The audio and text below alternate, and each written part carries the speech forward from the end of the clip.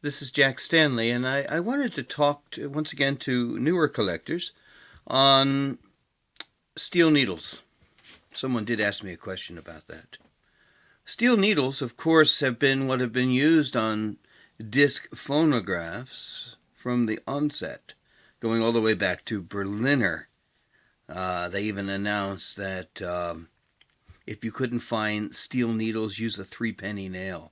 Tells you what these needles were like. They were basically small nails. Now, there were lots of various needles that were put out, and I want to talk about some of them.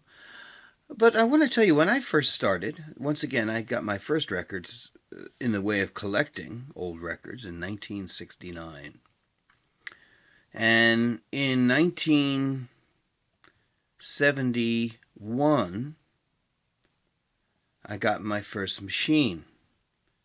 In the interim, I had to try to invent how to play these old records. Now, of course, we had a phonograph still. You know, in the 1960s going into the 70s, there was only LP records, 45 RPM records, and an occasional 78. So 78 wasn't too difficult at this point. Of course, it would be as time went on.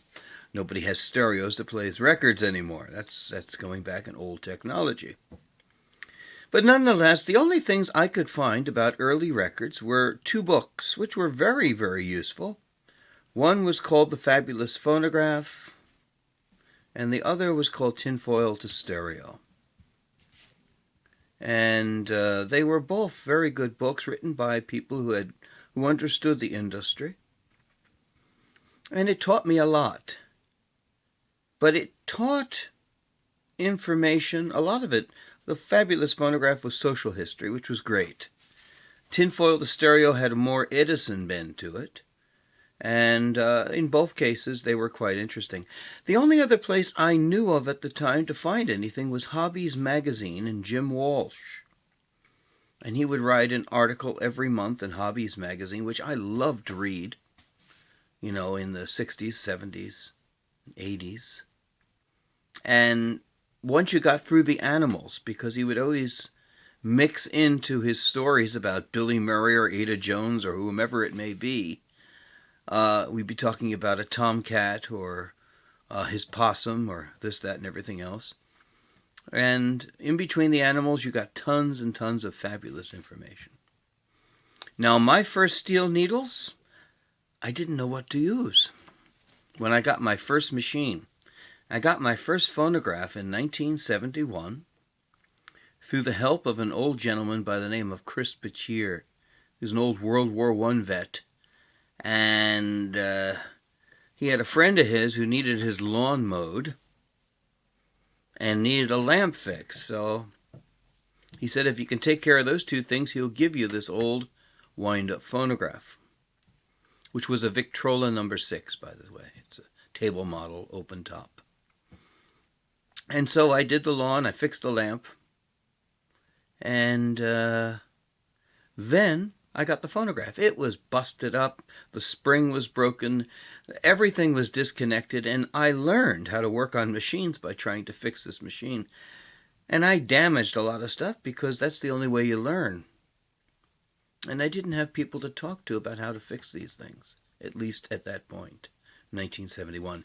I did call RCA and said I'd like to get steel needles for my Victrola.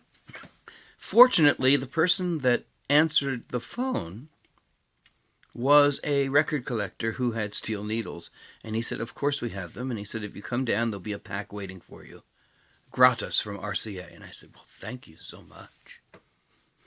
His name was Don Donahue. He would eventually form a company called the Old Time Music Scene. He's long gone now too, but he gave me my first pack of steel needles and a whole box of records. I got sick, I got mono, and he came to my house one day with a monstrous box of records, and it was like manna from heaven for me. But nonetheless, I got my steel needles, and I was taught by the label on the box of the steel needles. It said 1 needle per record, which I thought was insane. I've been using my sewing needles like 25 times. But I learned. Now, to give you some information about needles, okay? Always use a steel needle once. I don't care, not twice. If you play half a record, change the needle. Because these are basically kind of like nails, okay? And these records were designed to be played by these needles. But if the needle is defective and damaged from playing before, it could raise havoc with your record. It could destroy it. If many of you have started collecting really early disc records, you will notice a lot of times, like the first quarter inch going into the record, you will find a lot of damage. More often than not, this was from bad needles. Played on a system that was somewhat like a lathe anyway. Those very early disc machines had the weight of the horn on the record as well. So if your needle was bad, it did terrible damage to the record. And that's what we often find with a lot of our really early recordings. We hear a lot of noise in the beginning and then it clears. That's because of a defective needle. So please, only play your needle once. Now there's different types of needles. There's some needles that scare me. There are the RCA and Columbia semi-permanent needles. They have like the green wrapping or the red wrapping on them, on the needle shank itself. A permanent chromium needle is going to wear out your records. Don't use them, okay? You may use them in a jukebox for junky records, but I wouldn't use them with a good record. You also have the Victrola tungsten needles. These were something that were developed in the mid-teens by the Victor Talking Machine Company, and they were designed to play like 300 plays per needle. Now, that would never happen. You might get 60 plays out of the needle, and you have to twist the needle around in its holder.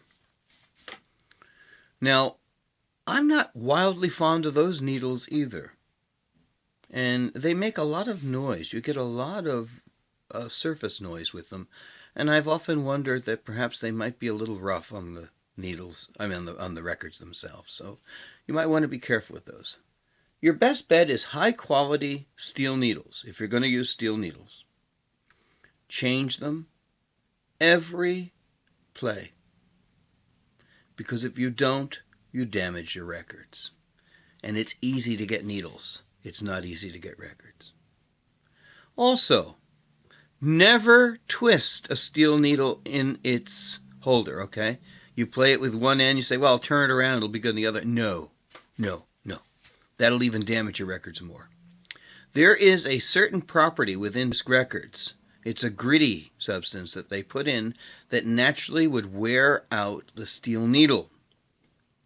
As soon as you take that needle off, it's defective because of what has happened because of the record.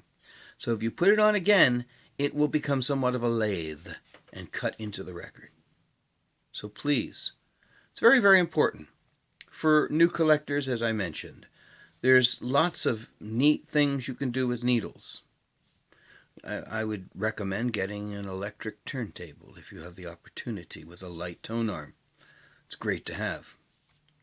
But it's fun to play the records on the original machines, understood.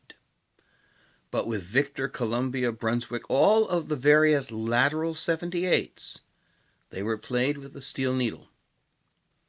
And you can play them with a steel needle as long as you are smart about it and make sure that you change the needle with each playing.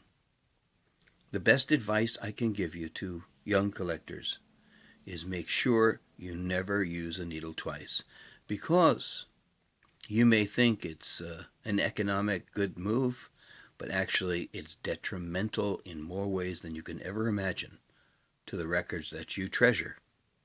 And the whole idea behind collecting and preserving your records is that very fact. You want to preserve them in the best condition possible, because we only rent these things, by the way.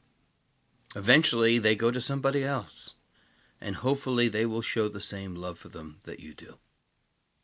Have a good day.